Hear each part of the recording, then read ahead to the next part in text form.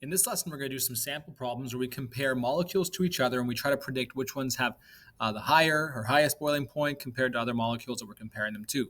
We're going to start off with the non-polar comparisons, and afterwards we're going to take a look at polar versus non-polar together. So let's take a look at this first example here. In general, the stronger the intermolecular forces that you have, or the higher, the more intermolecular forces you have, the higher the boiling points. So let's take a look at these three molecules here. We have butane, pentane, and hexane. They're arranged according to increasing boiling points. So basically going from smallest to biggest left to right. So smallest boiling point, then 36, then 69 over here. And so what I want you to notice is that you don't need to worry too much about the names. So we have butane, pentane, and hexane here. They're all molecules that are just made up of CH only. And a quick trick is that whenever you see only CH in a molecule, just CH, it's going to be nonpolar because all the bonds there are nonpolar. There won't be lone pairs around the central atoms. So just a quick trick, don't do all the calculations. If you only see CH, just different amounts of them, we're going to have some nonpolar going on here. Okay, so just nonpolar. So these are all nonpolar.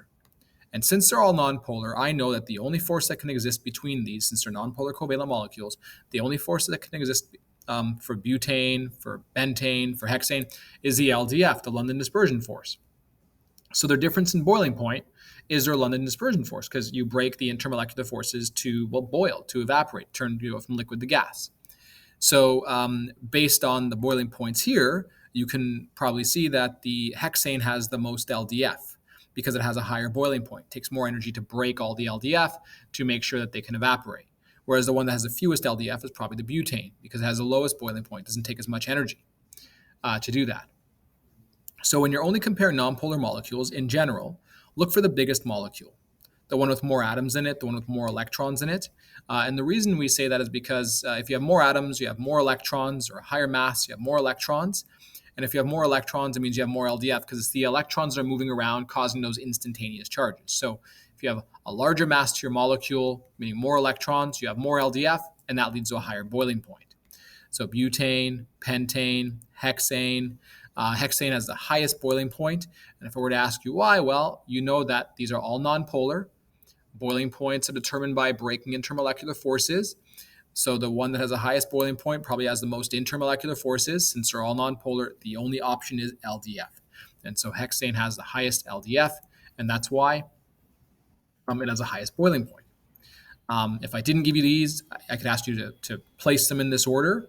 I could ask you to associate them with their respective boiling points, but it's really about knowing how to place them relative to each other, compared to each other. I wouldn't ask you to predict the specific boiling point, but how to place them relative to each other. So let's take a look at another example. Here we have three different substances: iodine, bromine, and chlorine. So Cl2, Br2, I2. They're all at room temperature, at the temperature of the room. Notice that they're at different states. Iodine is solid. It's hard to see here, but bromine's a liquid, and then chlorine is a gas. So all at the same state, all at the same temperature, but different states: solid, liquid, and gas. So if you had to use this image to figure out which one had the higher boiling point, well, you would know it's probably iodine. Iodine's not even melted yet. It's still a solid at this temperature. The one with the lowest melting point, boiling point, is chlorine. It's already a gas at room temperature. So here's the thing. Cl2, Br2, I2, they're all diatomic. If you do the electronegativity difference, they're all zero, electronegativity of zero. So these are all nonpolar molecules. So the question is, what's the only force between them? Well, LDF, because they're all nonpolar. So the difference in their boiling points, iodine being the highest, and then bromine, and then lowest being chlorine, must be because of their LDF. So how do you know which one is the highest LDF if you didn't have this image? Like here, I can say, well, iodine does because I know it's solid. But if you didn't have that, you'd have to figure out which one is the bigger molecule. Is it the Cl2, Br2, or I2? So you could go to your periodic table. And just to show you where the periodic table is, you might have it saved, linked already to you, or you might not. But here it is in our calendar. I'll open up a periodic table.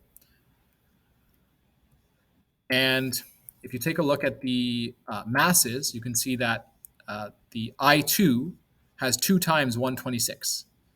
So basically, it's a bigger molecule. Or you can say it has 2 times 53 electrons. This is 53 electrons here. Bromine has 35 electrons. It's 2 of them, so 70. Okay, this would be 106 electrons here.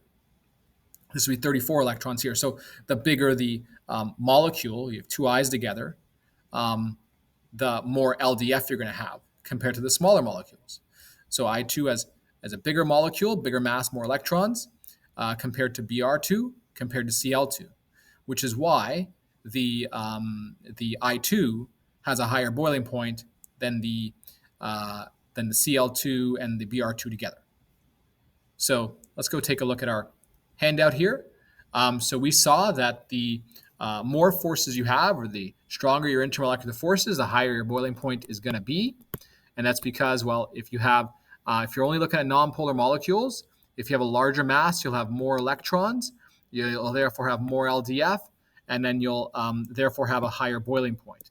And so the example we saw were with butane, pentane, and hexane. And we also saw the examples with Cl2, Br2, and I2.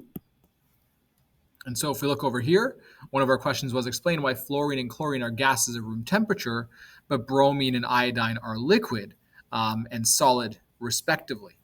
So for a question like this, what I would want is firstly for you to say that Cl2, F2, I2, and Br2 are all nonpolar. I would then want you to say the only intermolecular force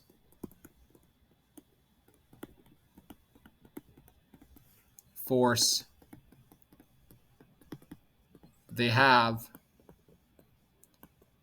is LDF.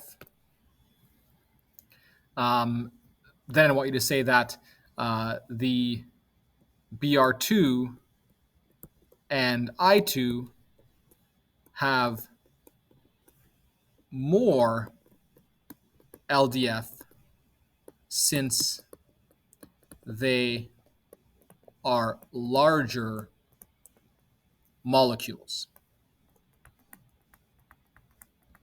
And between the I2 and the Br2, the I2 is the larger one because it's solid at room temperature, and Br2 is liquid at room temperature.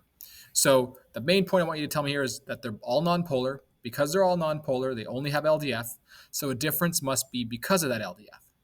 And the reason that Br2 and I2 are solid and liquid at room temperature is because they have more LDF since they are larger molecules with more electrons. Another example that you might see for comparing only nonpolar is this one over here. So use London force theory to predict which of these alkanes has the highest boiling point: methane, ethane, propane, butane. Don't worry too much about alkanes.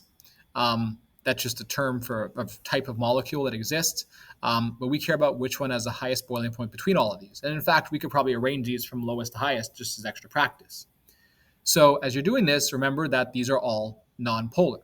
Okay, so I would say these are all nonpolar. And I know they're all nonpolar because, well, it's only CH. Above over here, I knew these were all nonpolar over here because it was the diatomic ones, like F2, Cl2, Br2, I2, so on and so forth. But over here, they're all nonpolar. Therefore, LDF is the only intermolecular force.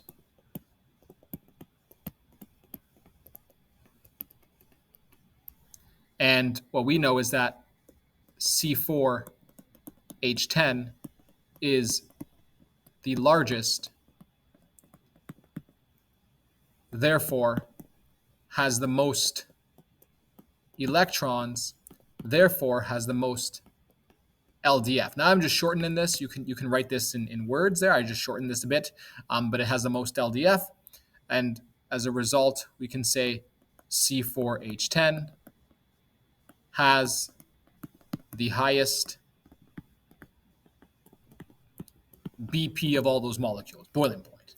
If you want to arrange these from smallest to biggest, you've probably already seen it, that CH4 is the smallest, so fewest LDF, then ethane, C2H6. Then afterwards would be propane, C3H8.